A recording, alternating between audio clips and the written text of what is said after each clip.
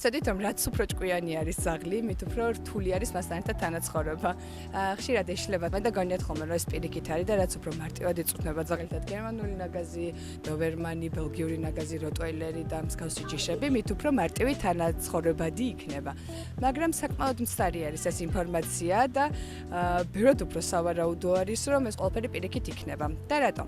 იმიტომ რომ რაც უფრო ჭკვიანია ძაღლი და რაც უფრო მარტივად სწავლობს ის ბრძანებებს, ზუსტად იგივენაირად შეუძლია ამ ჭკუის გამოყენება სათავისოდაც, ხო? თქვენ თუ ვერ შეძლებთ რომ ამ ჯიშებს შეუქმნათ სწორი რეჟიმი და ის ყველაფერი რაც მათ ჯიშობრივად ესაჭიროებათ, მაშინ თვითონ დაიწყებენ რაღაც განკვეული თამაშების ან რაღაც სახელისო რაღაცების გამოძებნას, რაც მგონია რომ არც ისე სახელისო იქნება პატრონებისთვის. ამიტომ მოდით კარგად დავფიქრდეთ, არის თუ არა მსგავსი ჯიშები რეალურად თქვენთვის და კარგად ჩამოყალიბდით, იმიტომ რომ ამაზე იქნება ძალიან დიდი წელი დამოკიდებული, რამდენად კომფორტული იქნება თქვენ სანაცხოვრება ძაღლთან ერთად.